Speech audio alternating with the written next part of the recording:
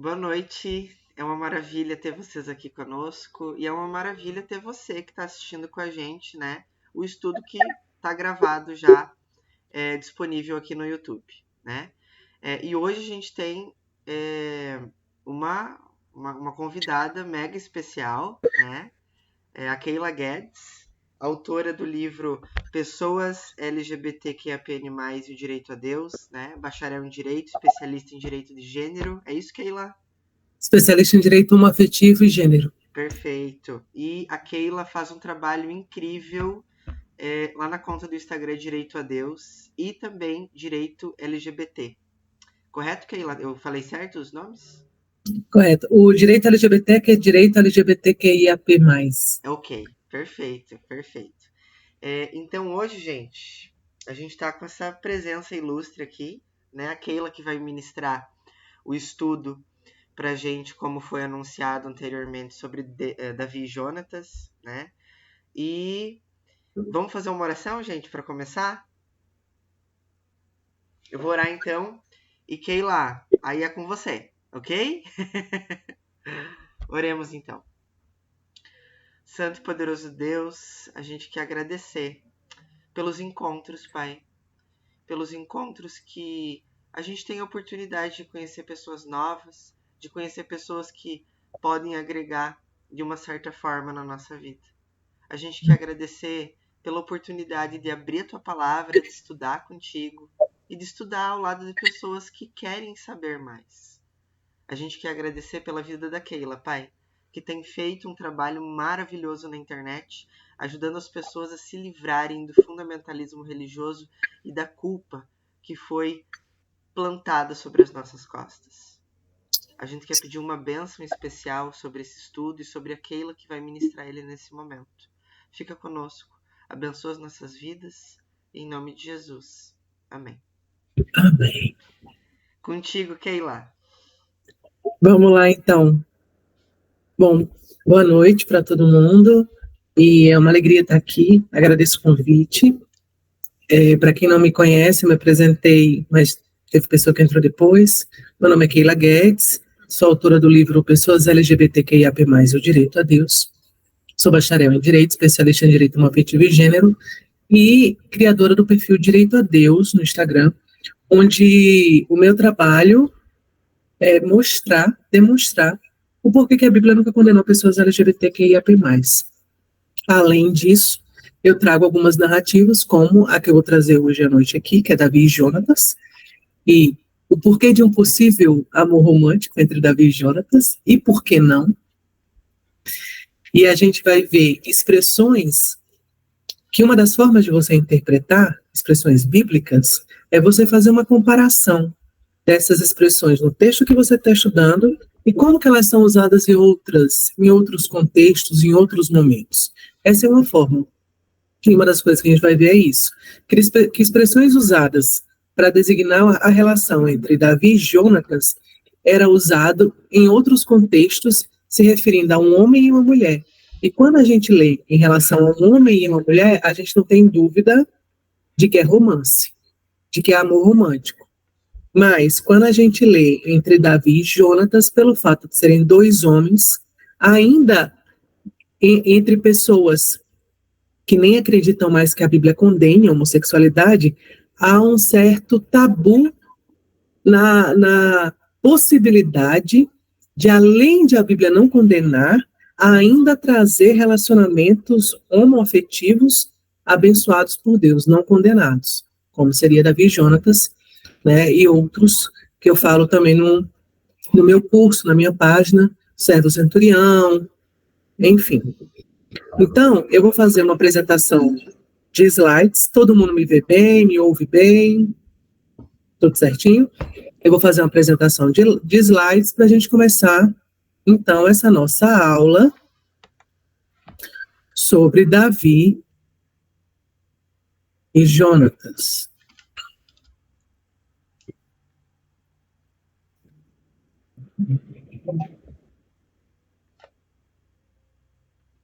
Tudo certinho? Todo mundo vendo?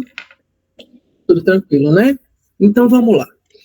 Como eu disse, essa é uma história que até mesmo pessoas que defendem que a Bíblia não condena a homossexualidade têm dificuldade de aceitar. E isso fala de um preconceito mesmo interno da própria pessoa. Se a Bíblia não condena a homossexualidade, por que não poderia ter um relacionamento? É só porque é o grande rei Davi, que é pai de Salomão, que entrou para a genealogia de Jesus? Não seria possível ter um homoafetivo na genealogia de Jesus? Por quê? Isso fala muito mais dos tabus que foram criados dentro da gente. Né? Então, qual era o contexto ali de Davi e Jonatas? A gente está no livro de Samuel, 1 Samuel, é antes Samuel vem antes dos livros de reis. A gente estava no contexto do primeiro rei que foi colocado ali sobre o povo de Israel. O povo pediu um rei e Deus foi lá e escolheu Saul. Então Saul era rei. Só que Saul começou a desobedecer. Saul começou a fazer aquilo que era do coração dele, da vontade dele. Até que chega um momento que Deus vira o profeta Samuel e fala assim, ó, chega, já deu. Rejeitei Saul e já escolhi um outro que será segundo o meu coração. E nisso, Deus já dá uma orientação para Samuel, que vai até a casa de Jessé, que é o pai de Davi, e unge Davi. Davi é ungido, mas ele não começa a ser rei logo em seguida. Há toda uma narrativa até que Saul morre, Jonatas também, e depois Davi ainda passa por algumas situações e depois ele é rei. Mas, nesse momento que Deus já tinha rejeitado Saul, Saul já sabia que ele não ia ser mais rei, acontece uma batalha entre os filisteus e o povo hebreu. E aí, nessa batalha, Davi, que era o mais novo da sua casa, ele não tinha sido convocado para essa batalha.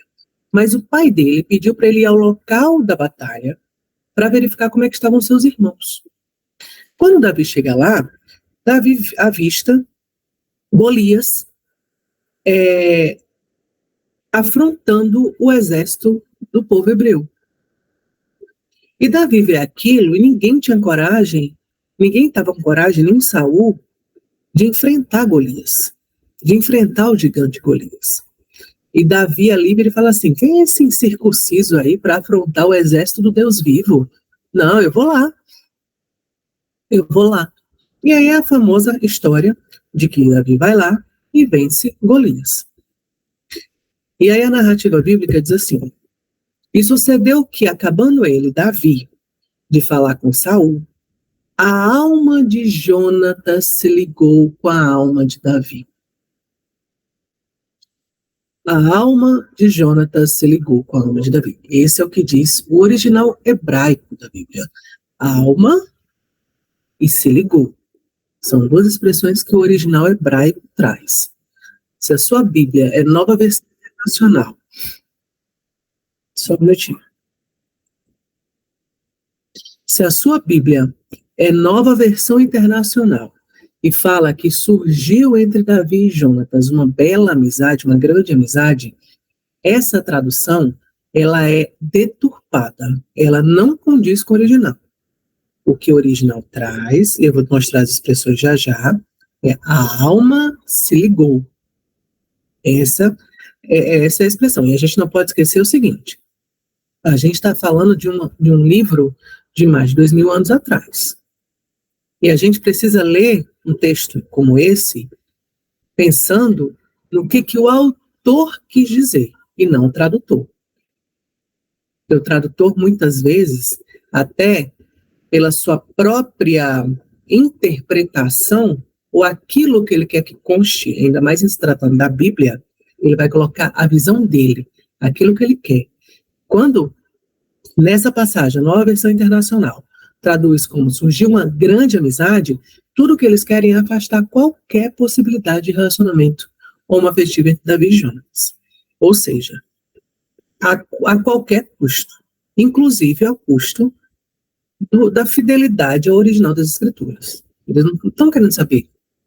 Eles querem saber, a NVI é campeã de venda, e o que eles querem é formar opinião, ainda que essa formação de opinião seja por meio de uma manipulação.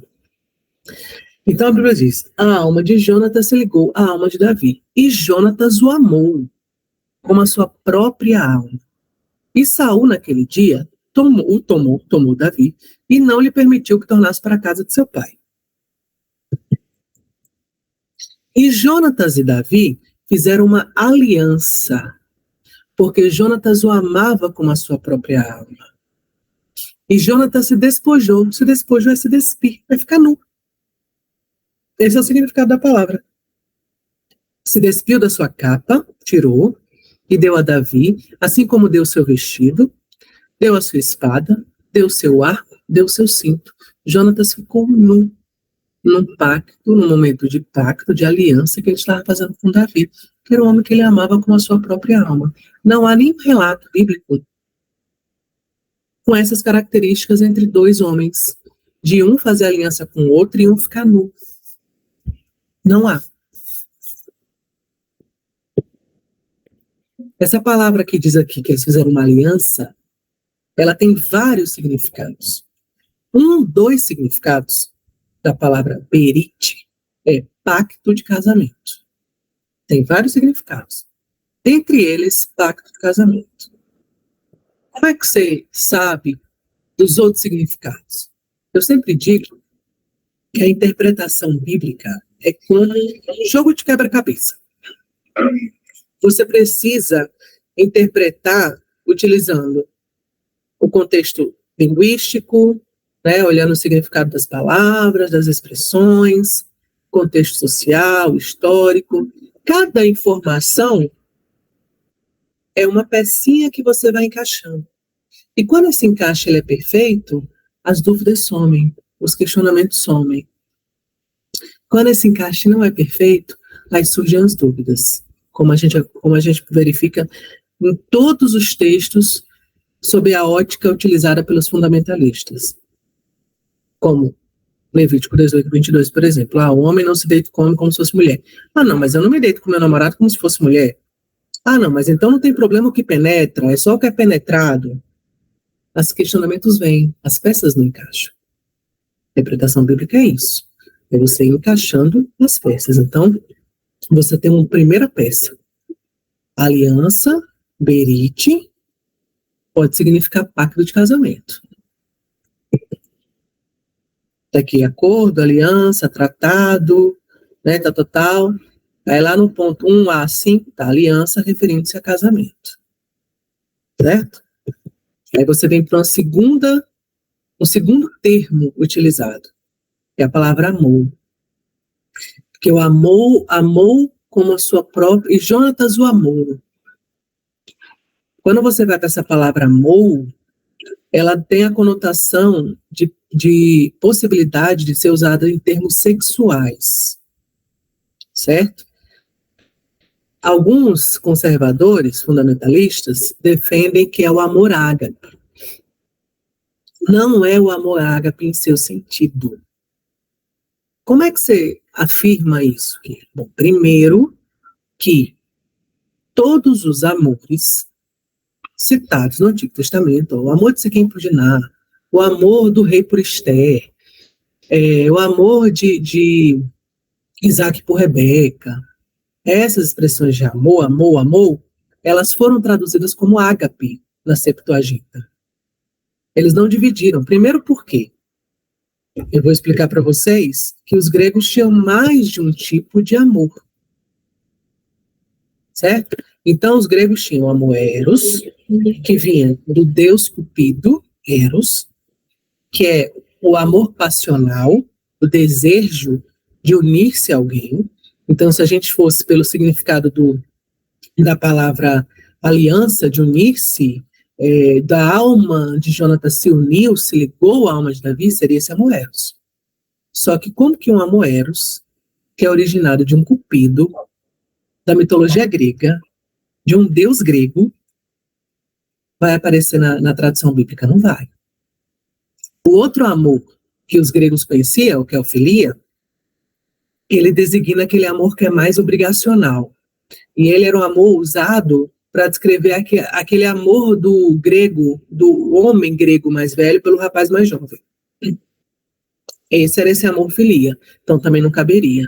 E o outro é o amor ágape, que é o amor fraterno, de caridade, que não tem nenhuma intenção e tudo mais.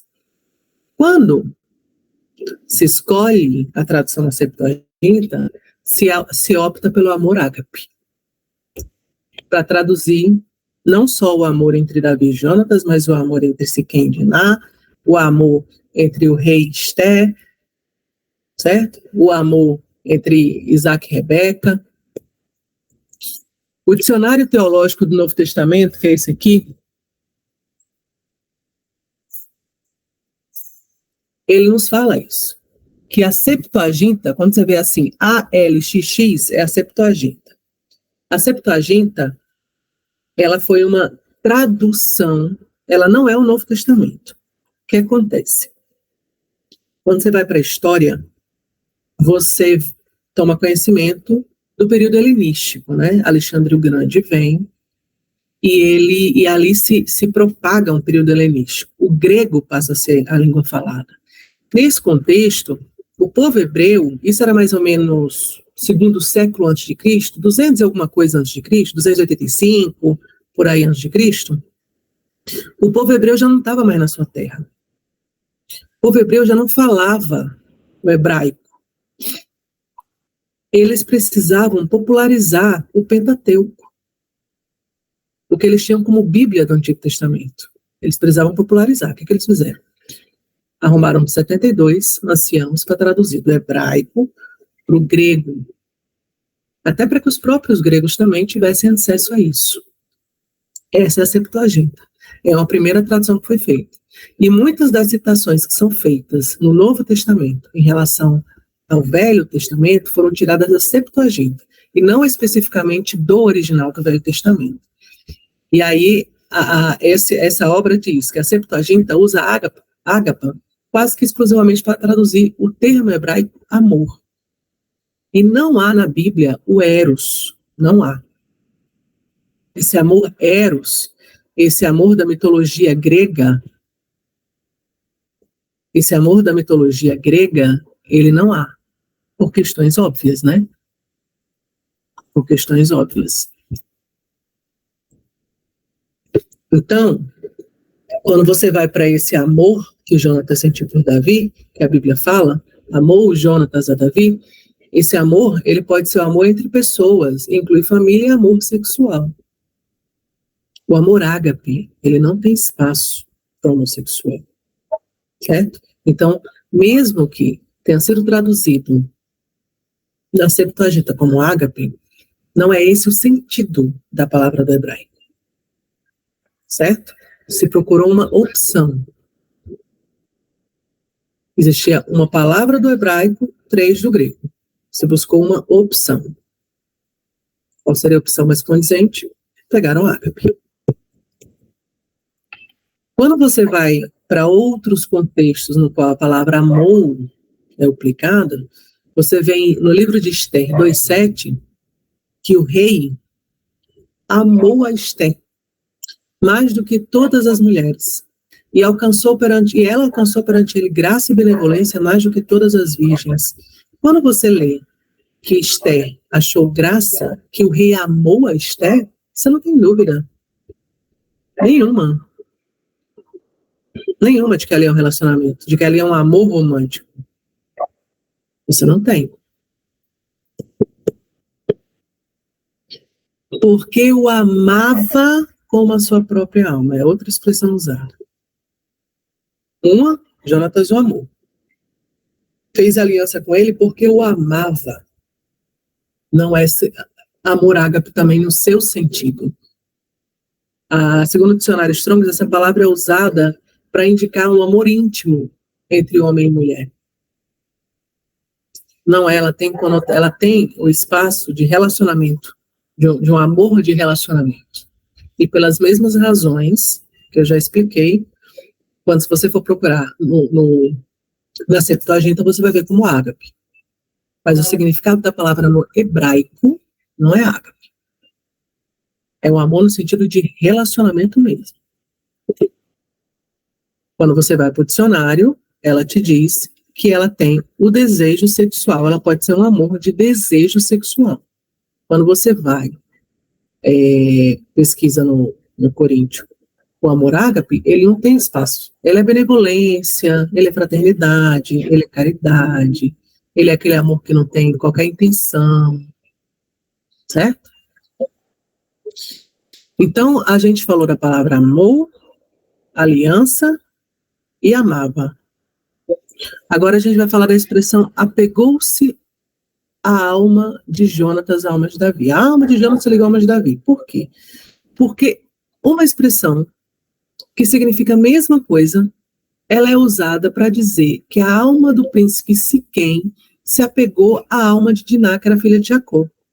Quando você lê que a alma de Siquém, isso está em Gênesis 34, diz que um príncipe chamado Siquém viu a filha de Jacó, Diná, pegou ela, abusou dela, mas se apaixonou por ela.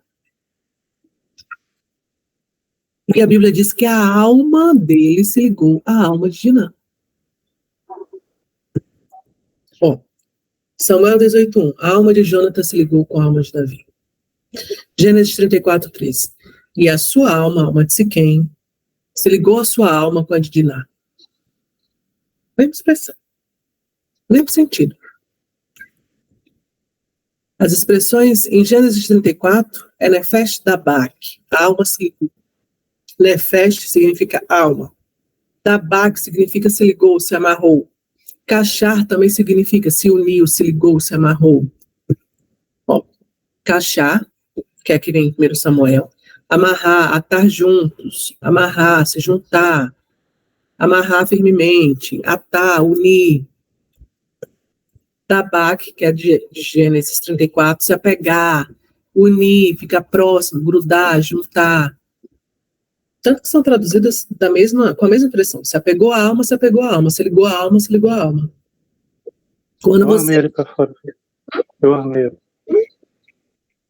Quando você lê entre Siquém e Diná, você não tem dúvida. O cara gamou nela. Agora, entre Davi e Jonatas são dois homens. Aí o preconceito fala mais alto. Vai juntando as pecinhas. A Bíblia ainda diz, em Samuel 19:1, e falou que, o que acontece? Quando Davi vence Golias, Saul chama Davi para conversar com ele.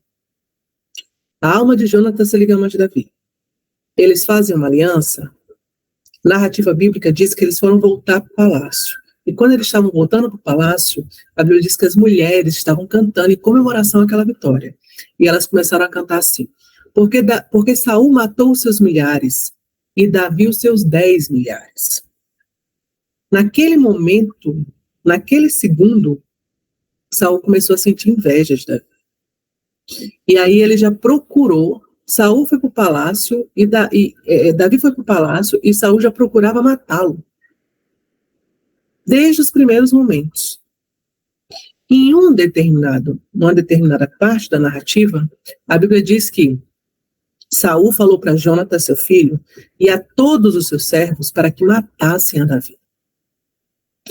Porém, Jonatas, filho de Saul, estava muito afeiçoado a Davi. A expressão muito afeiçoado é a mesma palavra do hebraico para dizer que Siquém tinha se agradado de Diná. E não tardou o jovem Siquém em fazer isso que foi cobrado para ele fazer, caso ele quisesse ficar com Diná. Porque a filha de Jacó lhe agradava. É a mesma expressão, Shafetz. Muito afeiçoado e agradável é a mesma palavra do hebraico.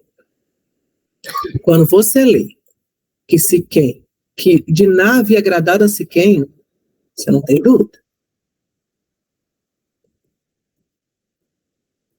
É essa palavrinha aqui, ó, que é comprar-se, ter prazer em desejar,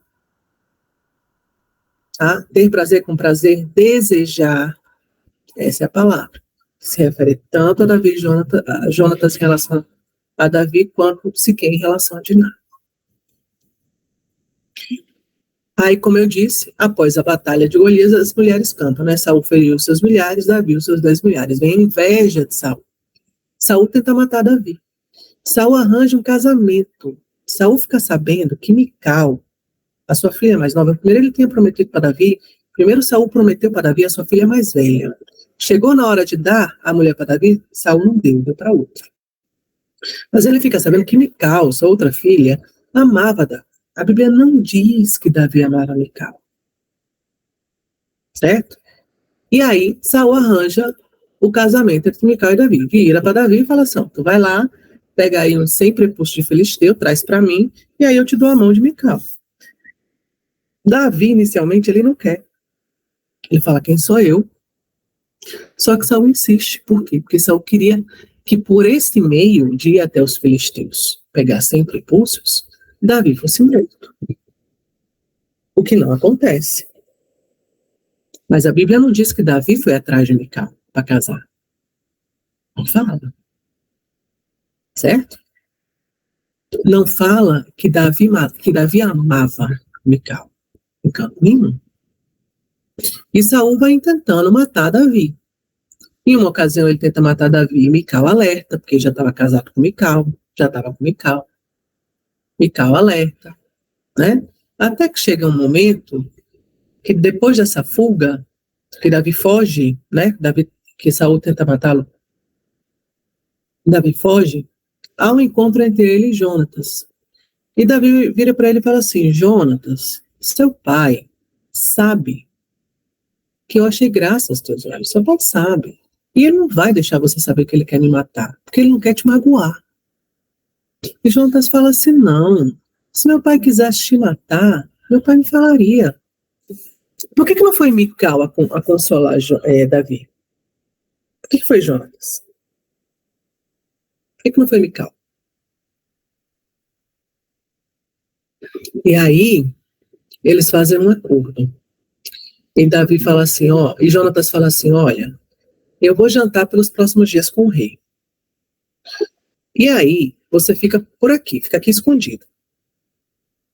Se o rei perguntar para você, eu vou dizer, olha, Davi me pediu para resolver umas questões com a família dele e eu deixei. Beleza. Eles fazem esse acordo. Jonatas se senta no primeiro dia com Saul. Saul sente a falta de Davi, mas não fala nada. Segundo dia, Saul pergunta, cadê Davi? E Jonatas fala, olha, ele foi resolver umas questões e tal, não sei o que, eu deixei. E a reação de Saul é a mais desproporcional. Porque pelo fato de Jonatas simplesmente dizer que tinha liberado Davi para ir resolver uma situação, ele tem a reação, sabe quando você explode, você já está sabendo de uma situação, aquilo não seria difícil chegar aos ouvidos do palácio? E aí você está sabendo de uma situação e você explode, você fala sem pensar, e Saul, naquele momento ali de raiva, ele fala, filho de perversa e rebeldia, não sei eu que tens elegido filho de Jessé para a vergonha tua e para a vergonha da nudez da tua mãe? Saul podia ter falado qualquer coisa. Saul já tinha falado para Jonatas, ô Jonatas, se Davi não morrer, você não vai ser rei. Mas não, no momento de fúria, ele nem pensa. Sabe aquela hora que você explode, que você nem raciocina? Filho de perversa e rebeldia, em algumas traduções, filho de prostituta. Quando ele fala filho de prostituta, ele está chamando Jonatas de bastardo, está xingando Jonatas e fala, não sei, eu que tens elegido o filho de Jessé para vergonha tua e vergonha da nudez. Quando ele fala vergonha da nudez, ele entrega o que ele está sabendo. Desculpa. Porque vergonha da nudez é uma expressão usada na Bíblia com conotação sexual. E descobriu a nudez de fulano. Não descubras a nudez de cicrano. Essa expressão nudez, ela tem conotação de relação sexual. Quando Saul explode, ele fala para Jonatas o que ele dá, o que ele está sabendo. E é tanto que Jonatas fica enojado com aquela reação dele. E Saul avança em cima de Jonatas. E Jonatas sai dali enojado. E quando Saul fala elegeste, é o sentido de desejar. Essa palavra significa desejar. certo? Então, a gente vai juntando as peças. A gente vai juntando as peças conforme as expressões que o próprio texto nos dá. E conforme essas expressões são usadas em outros contextos da Bíblia. E nudez, ela tem conotação sexual. E eu acho muito simbólico essa passagem, quando diz que Jonatas, ele sai enojado da reação. E quantos de nós, quando foi relatar para a família que era gay, que tinha um namorado, não saiu enojado da reação da família? Quantos o pai não avançou para bater? Quantos? Claro, ali havia algumas questões. Era a questão do reino, né? Porque Jonatas, ele, agindo assim, ele estava abrindo mão de ser rei, e ele já sabia, e a gente vai ver que ele já sabia que era Davi que ia ser rei, como havia a questão social em relação ao relacionamento entre dois homens. Era uma questão social, não tinha a ver com Deus. No mundo antigo, a relação entre dois homens só era mal vista quando o socialmente ativo, aqui a gente está diante de dois homens socialmente ativos. Quando socialmente ativo, ele era o passivo sexualmente. O socialmente ativo tinha que ser ativo sexualmente. Esse era o ponto. A passividade, ela era reservada aos escravos e às mulheres. A mulher, ela era um ser inferior. A mulher era um homem imperfeito. Porque na mulher não tinha crescido barba, o pênis não tinha crescido, os músculos como de homem, os pelos no corpo. A mulher no mundo antigo era considerada um homem imperfeito. Então, um cidadão ativo, ele não poderia querer ser este ser imperfeito, esse ser inferior. Tanto que a mulher era uma propriedade do dono da casa. A mulher não era um ser ativo socialmente. E essa era a questão que existia no mundo antigo em relação a relacionamento entre dois homens.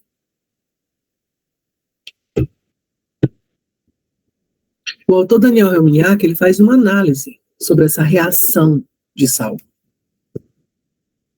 Ele fala assim, ó, a raiva do rei Saul, expressa contra Jonatas em 1 Samuel 20:30, também é reveladora. Ele diz, né? Filho de prostituta, disse ele, não sei eu porventura que és amigo do filho de Isaí, Davi, o que é uma vergonha para ti e para tua mãe? Saul insulta Jonatas de duas maneiras. Primeiro, a acusar sua mãe de ser prostituta, o ultrajado e enraivecido Saul chama seu próprio filho de bastardo. E, em segundo lugar, Saul ridiculariza o relacionamento de Jonatas e Davi.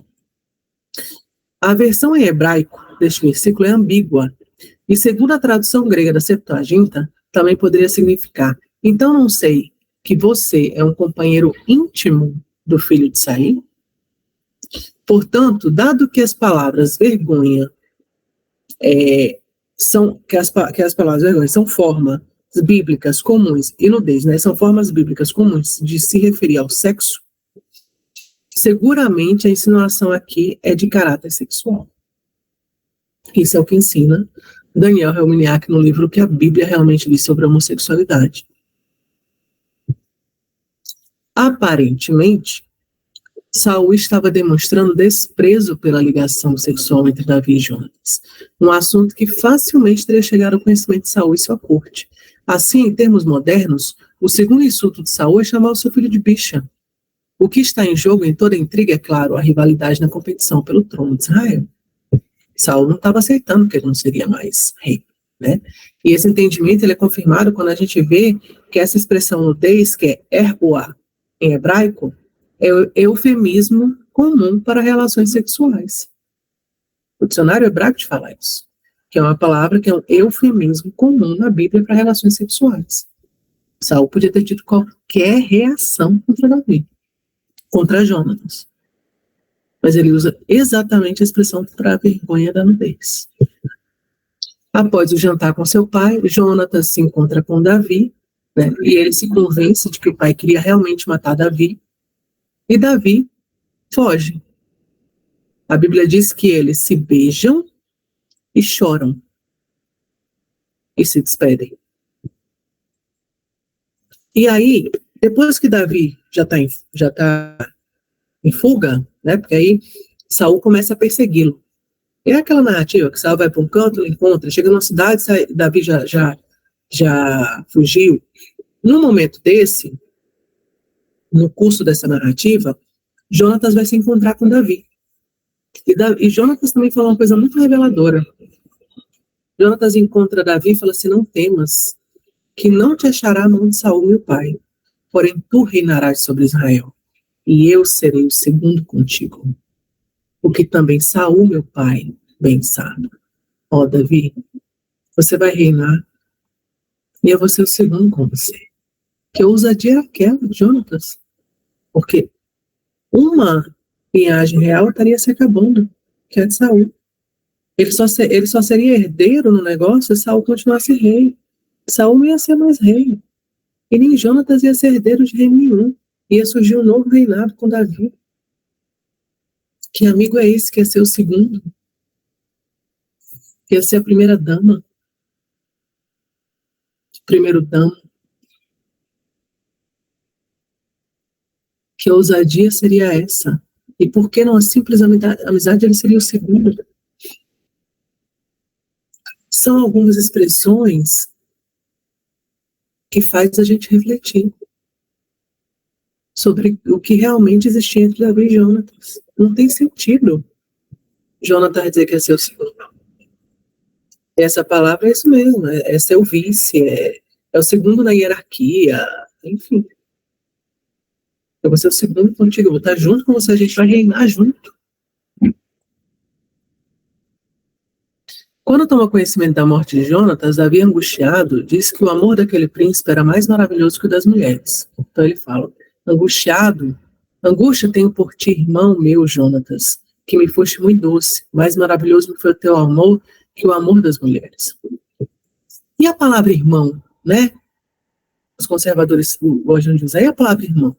Veja, a palavra irmão pode significar irmão do mesmo pai, meio-irmão, pode ser um parente de mesma tribo, ou um sentimento de um sentimento recíproco entre uma pessoa e outra.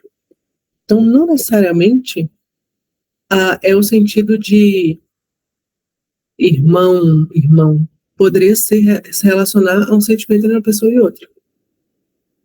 E o fato deles terem um relacionamento não impediria de chamar de irmão, porque era algo tão comum naquele mundo. Poderia ser também que Davi não estivesse ali sozinho, porque ele recebe a notícia da morte de Saul e Jonatas. Haveria mais pessoas ali com ele. Certo? Mas você tem várias peças que te levam a uma reflexão sobre esse relacionamento entre Jonatas e Davi. Ou seja, vamos lá. Jonatas amava Davi com a sua alma e faz um pacto nu com Davi. Davi e Jonatas choram e se beijam na despedida. Davi declara que o amor de Jonatas era mais maravilhoso que o das mulheres. Alguém tem dúvida de que rolou mais com amizade? Então tá bom. Vamos trocar os papéis. Ao invés de Davi, a gente põe Ana. Jonatas amava Ana como a sua alma e faz um pacto nu com Ana. Ana e Jonatas choram, se beijam, se despedem. Ana fica sabendo da morte de Jonatas, declara que o amor dele é mais precioso do que qualquer outro. Alguém teria dúvida? Que havia muito mais do que... Havia um relacionamento ali? Um amor romântico? Não, né? Apesar de todo esse contexto, religiosos tentam sustentar a afirmativa de que tudo não passou de uma amizade. E isso eles colocam na Bíblia. Então, a Nova Versão Internacional, ela muda o original da Bíblia para dizer que surgiu tão grande amizade entre Davi e Jonatas. Jonatas se tornou seu melhor amigo. Isso não está no original. Por que essa distorção? Qual é a intenção? Por que essa distorção é tão grande do original da Bíblia? O que eles querem esconder? Alguma possibilidade de amor? Por quê? E para esconder isso, modifica até o original da Bíblia? Vale tudo? Cadê o compromisso? Com o que realmente a Bíblia diz. E aí fala mais da pessoa, né? Que traduz. E não do que está no coração de Deus. E não do que realmente a Bíblia diz. Robert Gagnon é um desses conservadores, fundamentalistas. Robert Gagnon é autor do livro A Bíblia Prática Homossexual. E olha a tese que ele defende. Olha a visão que Robert Gagnon tem de relacionamento entre dois homens. Olha a visão dele. Ele defende o seguinte: aqui, o amor de Jonatas por Davi é retratado como parte de um amor muito maior do povo de Israel por Davi, sendo este caso de amor baseado no zelo de Davi por Yahvé, e em sua grande habilidade militar no contexto de uma luta de vida e morte contra os filisteus. Precisava ficar nu? Robert Gagnon começa defendendo isso. Não, é porque Davi era zeloso para com Yahvé. E aí, o amor de Jonatas é reflexo do zelo que Davi tinha por Deus. Precisava ficar nu? Fazer um pacto nu? Em vez de reagir com ciúme, assim como seu pai, Saul, logo faria, Jonatas oferece sua total lealdade a Davi. Por quê?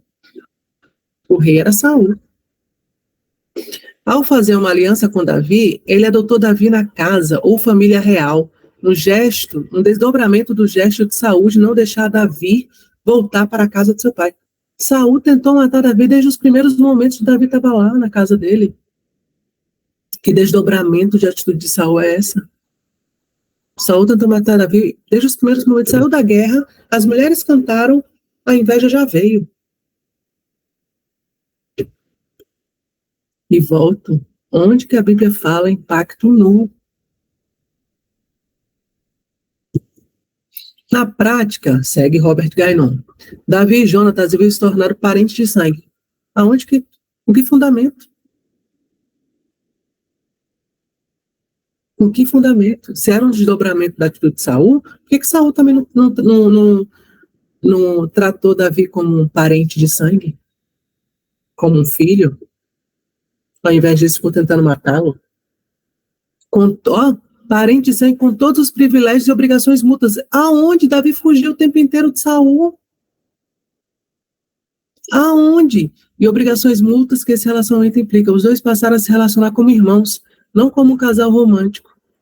Aonde que Davi tinha os mesmos privilégios?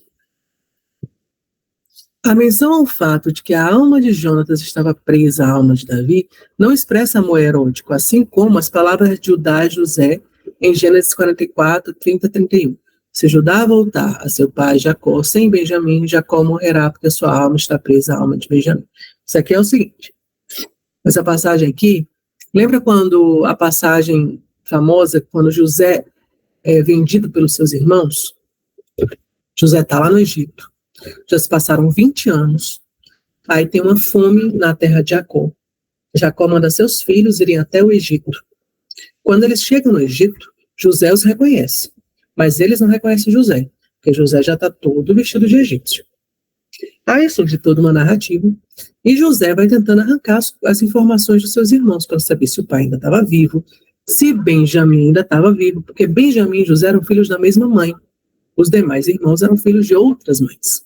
Mas José e Benjamim eram filhos da mesma mãe. Então José quer saber de Benjamim. E nisso, primeiro, José pede para que Benjamim seja trazido pelos irmãos, né? Ele não se dá a conhecer nesse momento. Ele só se dá a conhecer depois. Mas ele pede para que traga Benjamim. E aí, vem essa narrativa, quando o Judá vira e fala assim, olha, Judá fala para José assim, olha, mais ou menos assim, complicado trazer Benjamim, porque se eu não levo Benjamim de volta, a alma do meu pai é ligada à alma de Benjamim. Ele não vai resistir, ele vai morrer. É isso que quer dizer, para dizer que a alma de Jacó é ligada à alma de Benjamim. Certo? Ok. A expressão não precisa estar atrelada a homem e mulher ou a um relacionamento amoroso. A expressão pode estar ligada em relação ao pai e filho. não tira que é usado em relação a Siquém e Diná e que é usado em relação a Davi e Jonatas. O fato dela ser considerada uma polissemia, né, vários significados, vários contextos e tal, não retira. Robert Guy não segue. O verbo casar, quasar, geralmente se refere a uma ligação de pessoas com fins políticos. Na prática, Jonas está assegurando a Davi que ele atrelou política e emocionalmente seu futuro ao futuro de Davi. Está tirado da cabeça dele. Um contexto somente político, precisava ficar nu, repito. Precisava? Por que Mical não foi consolar Davi? Por que só Jonatas foi consolar Davi o tempo inteiro? Mical sai de cena. O que acontece a Davi também aconteceria a Jonatas. Tanto o sofrimento quanto a alegria de Davi seria o sofrimento e a alegria de Jonatas. Será que isso aqui não é uma tentativa? É simplesmente criar uma narrativa na cabeça das pessoas para afastar qualquer possibilidade de relacionamento entre Davi e Jonatas? Consequentemente, segue Robert Gainon, tornando-se Davi rei, Jonatas passaria a ter todos os motivos para se alegrar. Se alegrar é uma coisa, dizer que é seu segundo junto com ele é outra. Segundo, o ato de Jonatas de entregar o manto, a armadura e até mesmo a espada, o arco, o cinto, não foi somente um gesto extraordinário de compromisso sincero de amar a Davi como a sua própria alma e de protegê-lo a qualquer custo pessoal. Era também um ato de investidura política. Ele tirou isso aqui de onde? Jonatas não conseguiu proteger Davi, Davi teve que fugir. Aonde que Jonatas protegeu Davi como a sua própria alma? Jonatas continuou no palácio e Davi saiu fugindo. Jonatas se encontrava com Davi escondido. Cadê? E ele segue. É possível que Saul tenha considerado o gesto de Jonatas rejeitar o manto da liderança como uma fuga nada viril de responsabilidade, mas é a aquiescência de Jonatas à ascendência política de Davi, não a adoção de Jonatas do papel feminino em um relacionamento homossexual com Davi que Saul está se referindo. Olha o que Robert Guy não fala. O problema ali era uma questão política.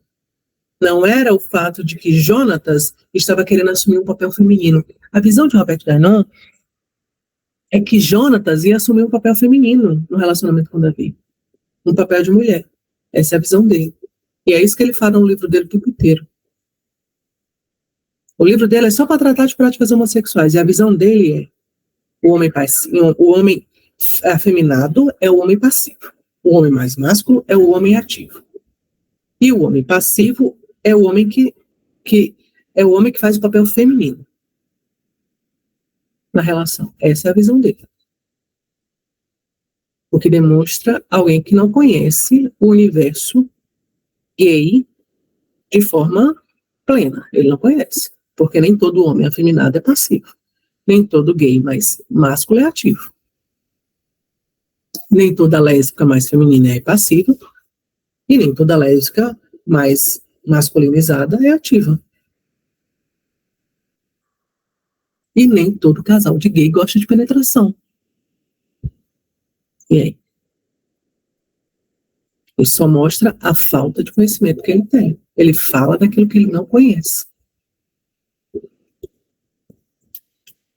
Por fim, o professor Alexandre Feitosa cita trechos da obra Deus nos fez livres, dos reverendos Jeff Miner e John Tyler Connolly. Ele fala o seguinte: agora, imagine se essa história fosse sobre Jonatas e uma mulher. Suponhamos que o autor houvesse escrito que a alma de Jonatas ligou-se, por exemplo, à alma de Miriam. E Jonatas começou a amá-la como a sua própria alma. E suponhamos que após esse primeiro encontro com Miriam, Jonatas imediatamente lhe desse todos os seus bens mais preciosos. Os trajes e as armas de um rei eram os símbolos mais importantes de seu poder e status. Se 1 Samuel 18:4 tratasse do primeiro encontro de Jonatas com a mulher, teólogos de todos os lugares descreveriam a cena como uma das maiores histórias de amor de todos os tempos. Mas, como o objeto do afeto de Jonatas é um homem, o nosso preconceito cultural entra em ação e insistimos, não obstante a evidência bíblica, de que não poderia ser nada além do que uma profunda amizade. E isso diz tão somente do nosso preconceito, da nossa dificuldade de compreender que, além da Bíblia não condenar orientação sexual homossexual e identidade de gênero, ela pode sim ter trazido um relacionamento homoafetivo, no caso ali de Davi e Jonatas. Se fosse o alvo do amor de Jonatas, fosse outra pessoa que não fosse Davi, porque a questão de Davi é que é o grande rei Davi. É o homem segundo o coração de Deus. Entrou para a linhagem de Jesus. Essa é a questão. Como que um cara desse poderia ter tido um relacionamento afetivo, homoafetivo? Mas depois ele casou com mulher. Gente, ele pode ser bissexual. Até porque ele nem queria casar com Mical. Mas depois ele se apaixonou mesmo por Batseba, ok? Existe bissexualidade, o que era muito comum no mundo antigo. E você não precisa estar com um homem hoje, uma mulher, um homem, uma mulher, um homem, não. Não. Certo? Então, pelas expressões, pelas traduções, pelo que a própria Bíblia nos traz, sabe? É muito provável sim. E até mesmo pela manipulação que eles fazem nas Bíblias mais recentes, como a nova versão internacional, a nova versão transformadora. Por que tanta manipulação? Por que botar amizade? Quem compra, quem nunca leu a Bíblia e lê pela primeira vez a nova versão internacional, vai achar que o original traz amizade. E o original traz. Só que a NVI é líder em venda. Infelizmente. E dentro das igrejas é o que mais sai. Infelizmente. E aí eles vão manipulando a cabeça das pessoas. Porque as pessoas não vão estudar o original. As pessoas não vão atrás do conhecimento para saber o que realmente o original da Bíblia diz. E põe na cabeça uma coisa. O que está no coração de Deus, se há uma coisa que está no coração de Deus, é o original, não é a tradução. Que muitas das vezes na Bíblia acontece o que dizem os italianos, tradutore, traditore, tradutor, traidor. O tradutor, ao invés de traduzir, ele bota a visão dele, a interpretação dele, o conceito dele, o que ele pensa. É isso que eles fazem em Davi e Jonatas, é isso que eles fazem em Coríntios 6, 9 e 10, quando enfia homossexual num texto de 2000 anos atrás. Quando resolveram enfiar práticas homossexuais para incluir as lésbicas, para traduzir duas palavras que no original são masculinas. Entende? É essa manipulação que é feita. E Robert Gainon, quando ele vai falar desses passivos, é essa a visão dele. Que o passivo, ele até fala dos assinos, que eram os homens que se castravam. Olha a visão que ele tem do homossexual, que ele faz a comparação de homens que na antiguidade se castravam, viravam eunucos, em adoração a uma deusa, usavam tranças, se maquiavam, se perfumavam, em adoração a uma deusa, para serem penetrados por outros homens em cultos a essa deusa. Ele quer comparar isso a homossexuais.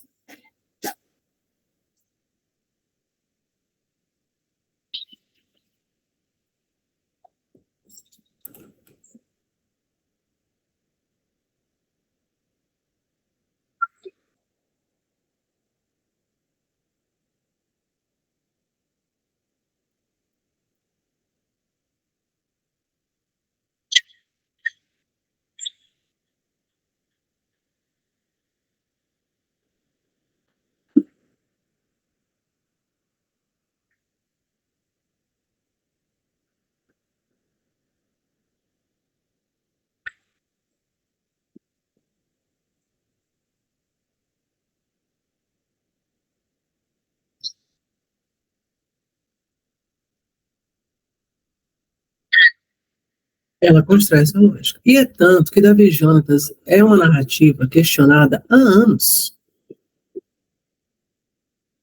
Há anos, entendeu? E as igrejas querem, e quanto mais, repare, as maiores manipulações da Bíblia aconteceram após o ano 2000. Por quê? Porque a partir do ano 2000, foi mais ou menos final de 1900, anos 2000, o Poder Judiciário no Brasil começou a nos reconhecer enquanto entidades familiares. As primeiras decisões judiciais nos reconhecendo como possibilidade de um relacionamento, de uma família, são ali final de 1900 para início do ano 2000, até que acaba no STF, o STF falando não. Relação entre pessoas do mesmo gênero é sim entidade familiar. Mas a partir do ano 2000, na medida que a gente vai conquistando direitos sociais aqui no Brasil, eles vão manipulando a Bíblia para formar opiniões dentro das igrejas.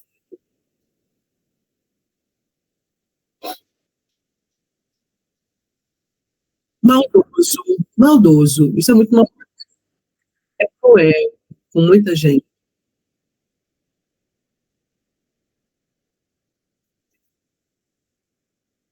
Fechou. Ah, ele vem vezes. Infelizmente. E isso porque tem muita gente que tem dificuldade de ler a Bíblia na sua leitura mais arcaica, né? Então, vai para a NVI. Pior. Eu sempre falo assim, quer ter uma Bíblia com leitura mais contemporânea? Mantenha uma outra Bíblia com leitura mais arcaica junto. Várias traduções. E mais, eu não tenho dinheiro para comprar. Gente, não precisa. Se você tiver acesso à internet, você vai no Bíblia Online. Tem várias versões bíblicas lá. Tem várias versões bíblicas. Não é difícil fazer essa comparação.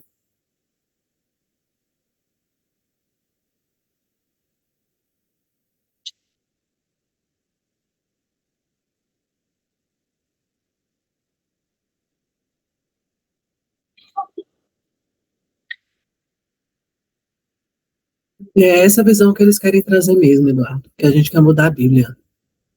E eles criam hoje um problemático com qualquer coisinha. Então, por exemplo, o pastor Ed Renekiewicz, que se desvencilhou da Batista, há 2 anos atrás teve a polêmica, quando ele virou e falou assim, que a Bíblia precisava ser atualizada. Ele falou só isso. E falou defendendo também a questão homoafetiva e tal, né? Que a Bíblia precisava ser atualizada nesses aspectos também. Caíram em cima dele, porque ninguém pode mexer na sagrada Bíblia. Mas vem cá, eu tenho Bíblia corrigida e revista. Revista atualizada. Atualizada por quê? Corrigida por quê? Revista por quê? Elas já são revistas corrigidas e atualizadas. Neste momento, não, Marina. Neste momento, não. Eu tive em Ribeirão Preto, na Igreja Apostólica Calel. Tenho assistido o culto de lá. Tem a Igreja D aqui que eu estou querendo ir, mas ainda não. Frequentando mesmo, assim, vinculada, não. Então, é, é muito complicado, porque eles conseguem ter o domínio da mente das pessoas. E se levantar qualquer coisa para falar agora sobre a Bíblia é heresia. Agora, os fundamentalistas, como o que eu fiz o debate com o Juan Oliveira, ele faz um vídeo e fala, sola a escritura. Parece até um grito de guerra.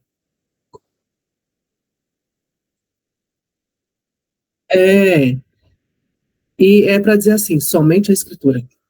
Não, mas a gente não está indo contra a escritura, a gente está exatamente explicando o que a escritura diz.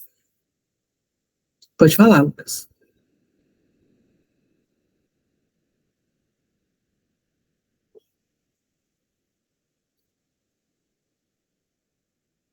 Olá, dá para me ouvir bem? Dá. Eu vou, peraí, só acho que eu teria o volume aqui do negócio. Ainda está gravando a reunião, Eduardo? Bom, tudo bem, que seja. Eu acho interessante suas falas, Keila, muito obrigado. Eu fiz umas anotações e posso perguntar para você, são vários questionamentos. Pode fazer. Um deles, só uma curiosidade, é que eu dei uma olhada rápida aqui nas traduções disponíveis no aquele Bíblia YouVersion, né?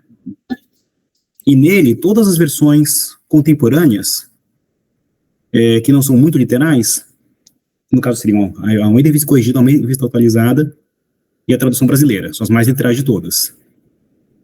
Todas as outras, das mais ditas próximas do texto, as mais parafraseadas, brasileiras e portuguesas, elas tentam colocar um elemento de amizade no texto para distanciar do aspecto sexual.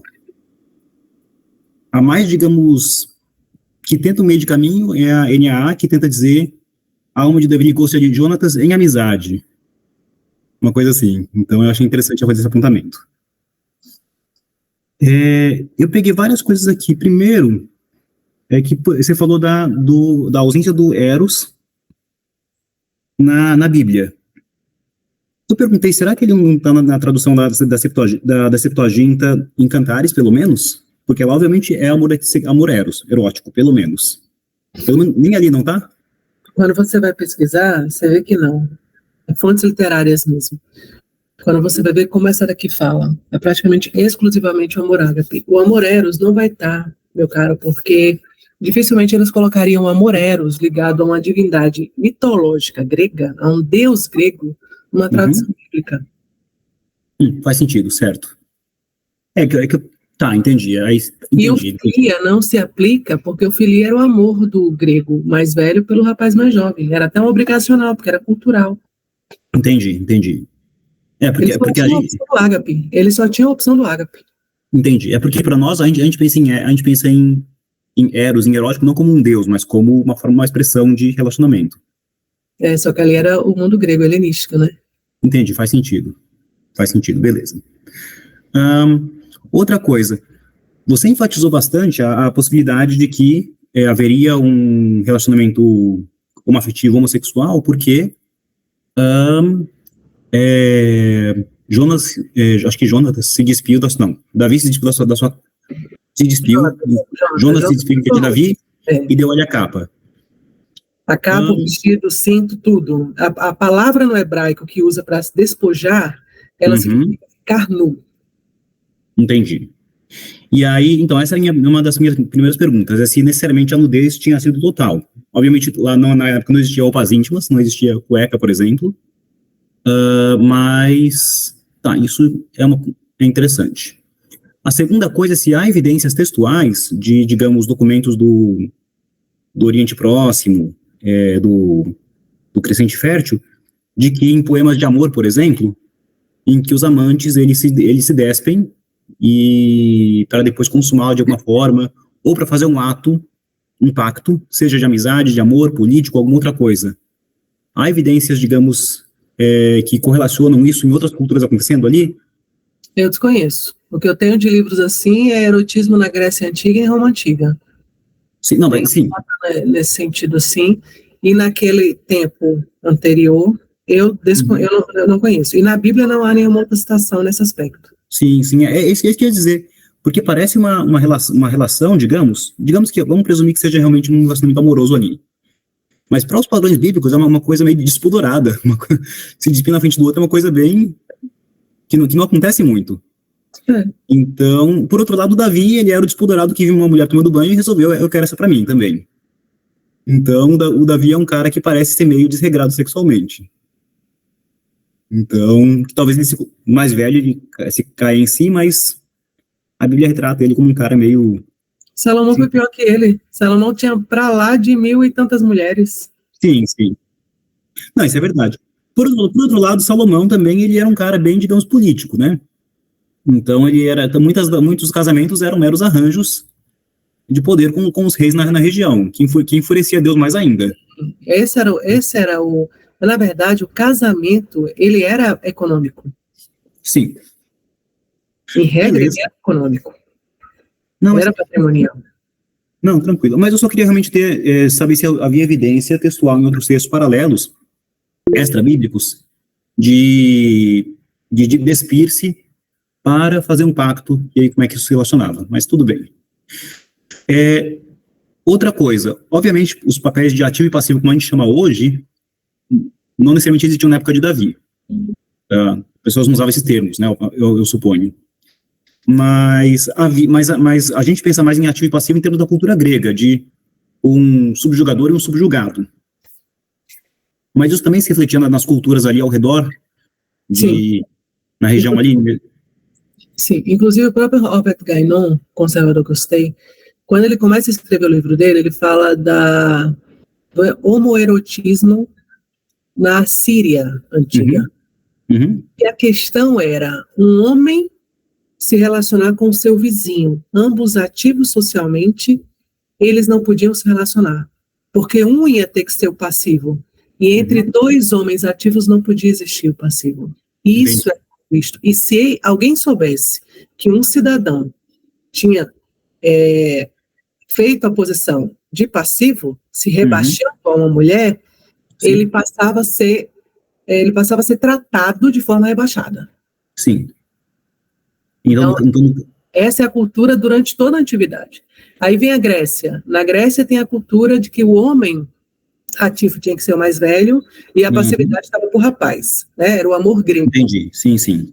Vem os romanos, conquistam o Império Grego e absorvem a cultura grega. Quando eles absorvem a cultura grega, essa relação entre o homem mais velho e o rapaz mais jovem na Grécia passa a ser entre o senhor e o escravo.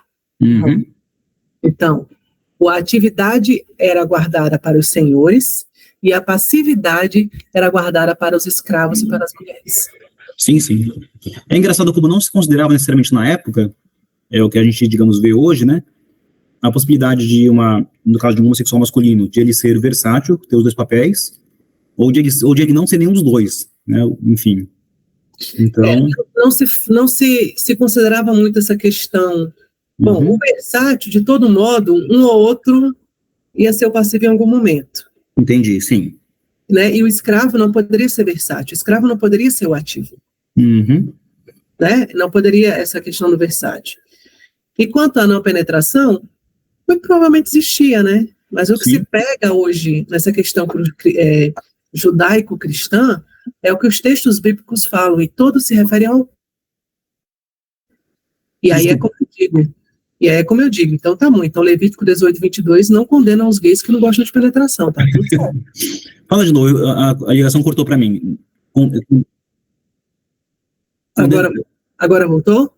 Voltou, mas quando você estava falando, o texto bíblico ele condena, não condena tal coisa, aí cortou. Aí como é que é o que eu falo. Levítico 18:22 se refere ao coito, à penetração. Para mim é o que me parece. Então tá. Então, se o problema é a penetração, então os gays que não gostam de penetração estão salvos, não tem problema nenhum. Não precisam se preocupar. Em parêntese, nem tampouco as mulheres, né? Que você gosta muito das mulheres também. As mulheres também não tem problema nenhum. Entendeu? E se a questão é o homem ser penetrado como mulher, então o problema é só o passivo, o ativo não. E sempre o problema foi o passivo, porque a passividade tinha os seus reservados. Entendi. Mas não era a visão de orientação sexual que a gente tem hoje. E nem a gente tem essa questão social hoje. Orientação sexual não é sobre isso. Isso é uma questão cultural. Entendi. Interessante. Tá bom. E aí, uma observação bem rápida. Eu estou traduzindo uma série de comentários bíblicos que se baseiam na NVI. Eu já traduzi a introdução ao Antigo Testamento e a introdução ao Novo, e agora estou traduzindo livro por livro. E eu sou tradutor de material de livros de teologia. Sim. E aí meu chefe está, inclusive, me orientando a gente usa a NVI como base, a NVI em português, baseado na NIV em inglês, né, mas usa a NVI em português, e ele quer que eu use a terceira edição, a edição mais nova, que só tem no site da YouVersion, não tem publicado em formato físico ainda. Não sei se vocês viram isso. Na YouVersion tem uma nova edição, que tem coisas revisadas.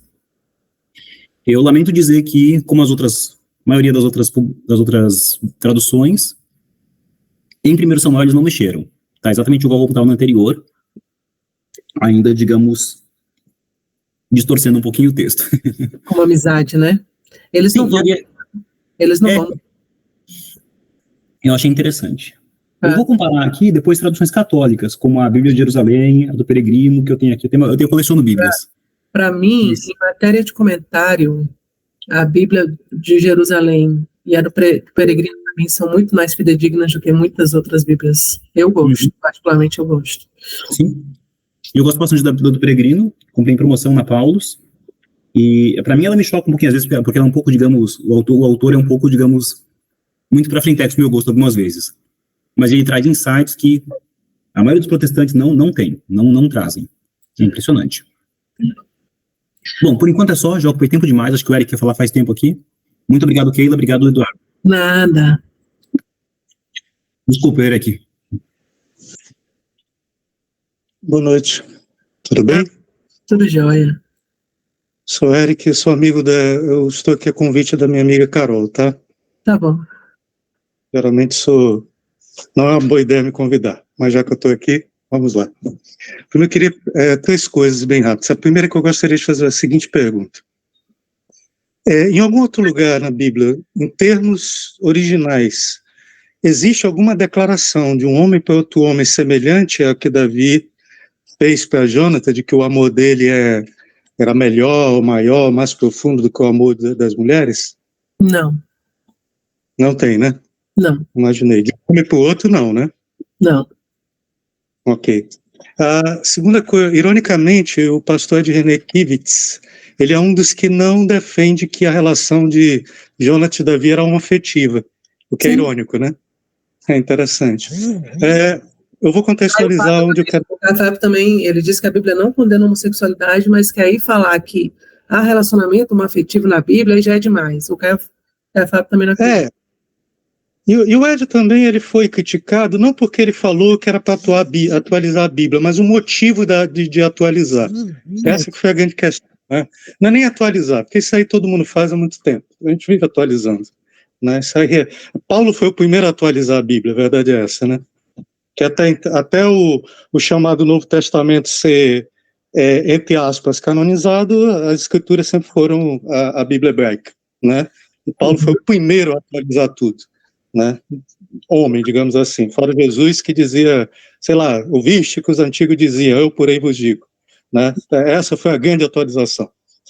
O mundo antigo, professora Keila, ele é quase impossível da gente saber como ele funcionava, a dinâmica social do mundo antigo. Eu considero, vou dizer por quê. Eu não sou acadêmico nada, sou um mero artista, sou ilustrador. O bacana da gente ser artista é que a gente não se prende muito a certas convenções, né?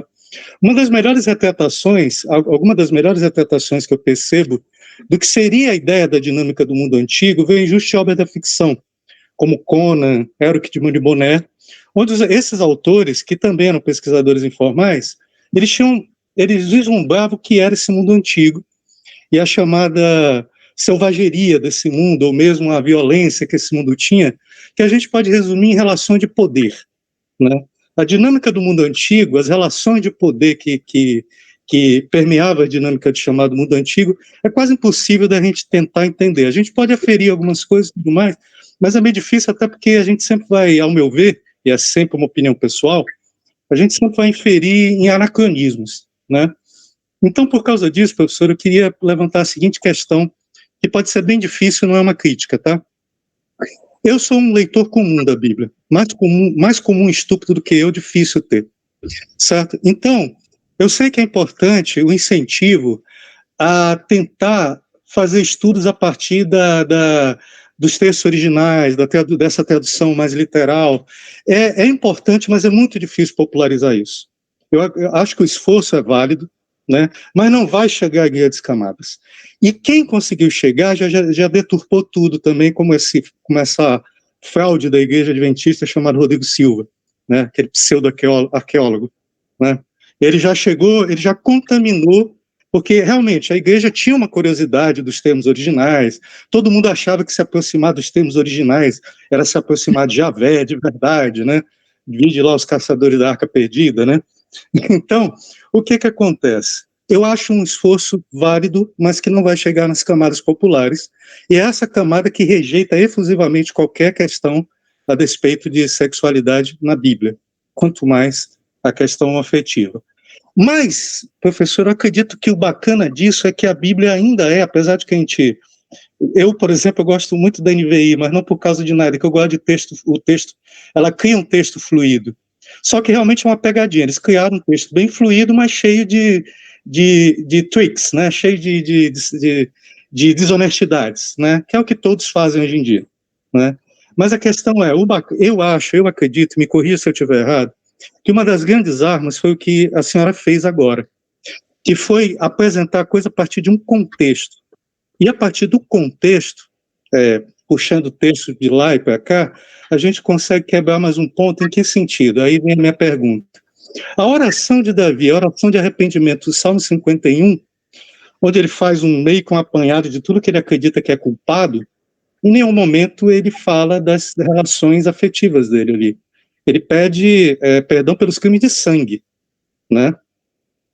Então, interessante com o homem que... Eu até achei interessante essa problematizar. É nítido e óbvio que Davi, na melhor das hipóteses, era bissexual. Não tem nem de onde correr. O texto, contextualizamente, diz isso pra gente. Eu estava até falando para a Carol, toda vez que alguém diz que Davi era hétero, eu coloco aquele meme, amiga, não dá para te defender, né? Dá para colocar. Mas a questão é, se nós pegarmos contextualmente os Salmos de Davi, a vida dele, como a senhora falou, outros textos na Bíblia que usam os mesmos termos, não necessariamente extraem da linguagem original, mas do contexto. É possível a gente chegar nas camadas mais populares e fazer entender que Deus não vê como o homem vê, mas ele vê o coração? Ou seja, o fato da homoafetividade não tem importância nenhuma a Deus nas relações, desde que esse mantenha aquilo que ele quer, que é o amor ao próximo e o amor a Deus. Ou seja, é possível, eu sei que o estudo das línguas originais é importante, tudo mais, mas eu não acho que vai alcançar. Mas a partir da contextualidade, não seria também uma ferramenta talvez mais eficiente para a gente chegar nas camadas que mantém essa crueldade de não conseguir ver homoafetividade ou identidade de gênero, qualquer outra coisa, dentro da sacralidade? Porque essa é a questão. A questão é que toda e qualquer coisa, nesse sentido, não tem como ter ligação com o sagrado, certo? Isso tem ligação com perversão, isso tem ligação com qualquer coisa, menos com o sagrado. Será que através do estudo contextualizado a gente consegue mudar a cabeça das pessoas em entender que sexualidade não é diferente do sagrado? Não importa em que tipo de manifestação, além dos estudos das línguas originais? Desculpa aí, gente, me alonguei um pouquinho, mas é por isso que não deve me convidar. Não, imagina, eu vou comentar o que você está falando. Eu acho que o ponto é o seguinte: quando a igreja surge, né, faz o pacto com o Estado, lá no século IV, e ela toma ali, se torna a igreja, o que ela começa a criar? Ela começa a criar assim, existem os escritos, mas o povo não pode ter acesso.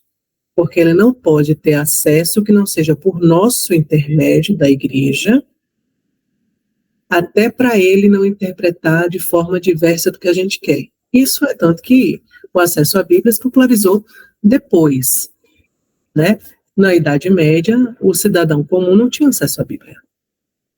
O que veio pós-Reforma Protestante? Olha, vamos popularizar a Bíblia. Mas o que as igrejas fizeram? Você pode ler a Bíblia, mas você não pode interpretar diferente de mim. Nisso, a gente vive há séculos um sistema que atrofia qualquer possibilidade de raciocínio crítico em relação à Bíblia. O sistema atrofia. E isso é há séculos, há séculos. Só que, se a gente vai trazendo para todo esse contexto do poder que eles têm hoje, quando começou, sei lá, anos 50, anos 60, começou esse projeto de poder das igrejas evangélicas, que começou por baixo, em cidadezinhas pequenas, igrejas, tem tudo que é canto, né? Tem algumas igrejas que tem tudo que é canto. Não existe nem padaria, mas a igreja está lá. E aí eles começam a ganhar espaço nessas pequenas cidades. E vai crescendo, até a gente ver chegar ao que está hoje no Congresso Nacional com uma dentro de um Estado laico, uma bancada cristã gigante. Mas eles começaram aos poucos, e eles tiveram visão de amanhã. Muitas pessoas me perguntam assim, para que você liga para esse livro ainda? Não sou eu que ligo. Mas tem muita LGBT ainda sofrendo por conta do raio desse livro de 2000 anos atrás, entendeu? E aí eu preciso virar para esse LGBT e falar assim, ó, não preocupa, porque esse livro não te condena. Se vai alcançar a massa que está lá na igreja, manipulada, que não quer saber, sabe? Porque assim, poderia ser Jesus aparecendo numa igreja dessa. Eles iam jogar pedra de novo, e o que ia valer é o que o pastor está falando. E o que ia valer é o que o pastor está falando. Por quê? Porque eles são adestrados, eu falo essa expressão mesmo. Eles são adestrados a não questionar e a seguir tudo o que pastor está falando. E a não raciocinar. Nisso ninguém raciocina. Por que eles vendem muito NVI? Porque a maioria das pessoas não querem nem ler. Não querem nem estudar. 10% das pessoas dentro de uma igreja, no máximo, lê a Bíblia. No máximo. Que se dirá uma Bíblia com a linguagem arcaica. A gente não vive um contexto dentro de igrejas de pessoas que querem buscar conhecimento. Porque elas nem foram treinadas para isso. Elas nem foram ensinadas a isso. Elas foram adestradas a não pensar. E aí, com isso, eu concordo contigo. Dificilmente vai chegar lá. Mas o meu objetivo aqui é fazer esse trabalho que pode ser de formiguinha, de pouquinho em pouquinho, não tem problema. Mas se eu consigo tirar a condenação da mente de um LGBT, eu sei o que é esse sofrimento. Eu só saí do armário aos 30. Eu morria de medo de Deus. O ano de 2010, 2011, eu pedi para Deus me matar, os 2 anos. Eu falei, me mata, mas não me deixe para o inferno. E foi um processo muito dolorido. Né? Muito. Mas eu consegui também, de conhecimento, me libertar disso.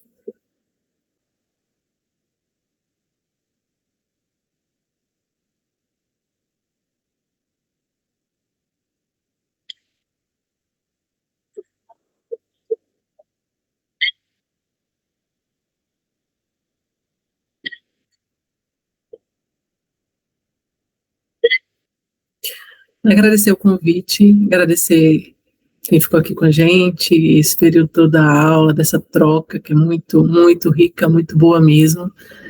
Eu amo esse contato e, enfim. E para as pessoas que estiverem assistindo esse vídeo, refletirem sobre o que realmente fala mais alto ao seu coração quando você olha para Davi e Jonatas e vê qualquer impossibilidade de relacionamento. Será que realmente é aquilo que está no coração de Deus diante de todas as evidências que eu mostrei aqui? Ou se é o preconceito que está lá, enraizado, cultural, da impossibilidade do grande rei Davi ter sido um homem bissexual, né? Uma reflexão que eu deixo para quem assistir esse vídeo. E eu faço a oração? Vou fazer a oração final, então. Amém. Senhor Deus, Pai Todo-Poderoso, nós te agradecemos por estes momentos, por esta aula, por esta troca, pelo teu amor que é maravilhoso, que é infinito, que é desprovido de qualquer preconceito, mas é o amor de um Deus que conhece os nossos corações, conhece o íntimo dos nossos corações, conhece as nossas vidas, e que tem cumprido em relação a cada um de nós aquilo que o Senhor sempre disse, que um coração sincero o Senhor não lança fora. Te agradecemos, ó Pai, e suplicamos uma noite de descanso para cada um de nós, em nome de Jesus. Amém.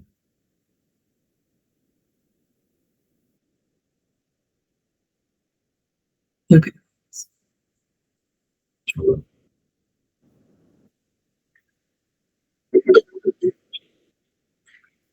Eu volto. Beijo, gente. Tchau, prazer.